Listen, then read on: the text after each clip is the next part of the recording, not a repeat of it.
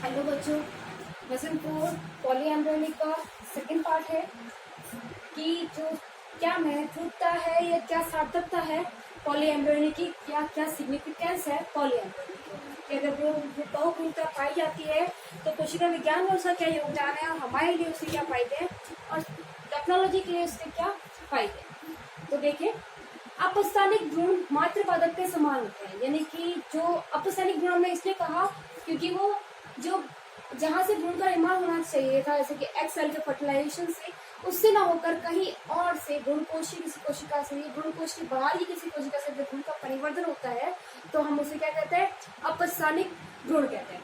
तो अपस्थानिक भ्रूण मातृपादप के समान होते हैं, यानी कि जैसे अगर मातृपादप अगर हैप्लॉइड है, मातृपादप अगर अगुणित है, तो जो जो नए पादप बनेंगे वो भी कैसे होंगे, हैप्लॉइड होंगे।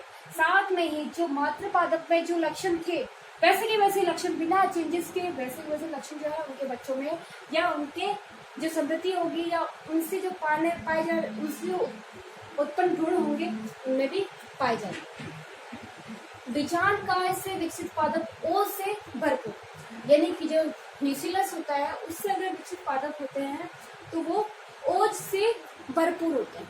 ओज से भरपूर यानी कि उसमें रोग प्रतिरोधक क्षमता, जनन की क्षमता, वृद्धि की क्षमता, फलन की क्षमता, है ना, सारे ही जो भी उनके कैरेक्टर्स होने चाहिए, अच्छे अच्छे कैरेक्टर्स, वो सारे ज्यादा होंगे और अच्छे होंगे और विकसित होंगे।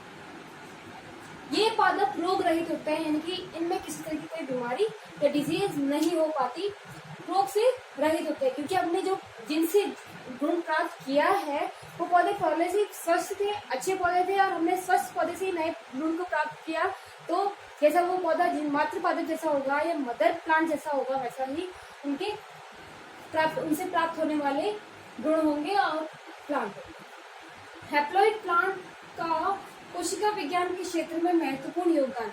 हैप्लॉइड प्लांट कैसे मिला हमें, क्योंकि ये बिना फर्टिलाइजेशन से जो एम्ब्रियो डेवलपमेंट हुआ वो विदाउट फर्टिलाइजेशन हुआ, तो क्योंकि फर्टिलाइजेशन नहीं हुआ तो प्लांट पहले कैसा होगा, हैप्लॉइड होगा। हैप्लॉइड होने के कारण विज्ञान कोशिका विज्ञान क्षेत्र में इसका बहुत ही महत्वपूर्ण योगदान है। हम स्टडी करने के लिए भी इसका काम में लिया था और बहुत ज्यादा इम्पोर्टेंस भी है इसकी।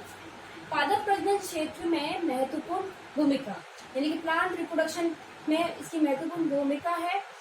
किस तरह से है कि कोई अच्छा पादप है, अगर हमें वही चाहिए बिना उसके हेराफेरी के या बिना उसके लक्षणों में किस तरह की करेक्शन के, तो हम वैसा का वैसा मातृ पादप के जैसा का जैसा वो प्लांट जो है हम इस बहुगुणता से उगा सकते हैं। और अगर हमें कोई संकटग्रस्त जाति है या कोई ऐसी जाति है जिसकी संतति या उसकी जन्म क्षमता कम है, तो बहुगुणता से हम उसकी कई सारी संततियां जो है वो प्राप्त कर सकते हैं। और पादप प्रजनन क्षेत्र में महत्वपूर्ण भूमिका और भी कई तरह से होती है, जैसे कि हमें अगर हैप्लॉइड प्लांट चाहिए या मातृ पादप के ऐसा प्लांट चाहिए या बिना किसी, क्योंकि अगर फर्टिलाइजेशन होगा तो क्रॉसिंग ओवर होगी, है ना, गैमेट का फ्यूजन होगा, तो जो है दोनों जो नई पादप संतति होगी उसमें लक्षणों में विभिन्नता आएगी। अगर हम डायरेक्ट अगर पॉलीएम्ब्रियोनी से प्लांट का डेवलपमेंट होगा तो विभिन्नताएं आने के चांस बिल्कुल कम होते हैं। तो इस तरह पादप प्रजनन क्षेत्र में जो है पॉलीएम्ब्रियोनी की महत्वपूर्ण भूमिका है। अब बच्चों, इसके बारे में आपको कुछ क्वेश्चन पूछना चाहूंगी जो आप सभी मुझे कॉपी में करके स्क्रीनशॉट लेके भेजोगे। तो उसमें फर्स्ट क्वेश्चन है मेरा कि बहुभ्रूणता का सबसे पहले पता किसने लगाया, वह किस पादप ने लगाया। नेक्स्ट क्वेश्चन है मेरा कैलस जो है या कैलस जो है वो क्या होता है। सेकंड क्वेश्चन वापस से देखना, व्हाट इज कैलस या कैलस क्या होता है। थर्ड क्वेश्चन है एक्सप्लेन टोटिपोटेंसी, टोटिपोटेंसी क्या होती है। फोर्थ क्वेश्चन है अगुणित अनिषेक जनन का अध्ययन सबसे पहले किसने किया। अगुणित अनिषेक जनन का अध्ययन सबसे पहले किसने किया। एंड फिफ्थ क्वेश्चन है बीजांड काल से विकसित पादप ओज से भरपूर होते हैं।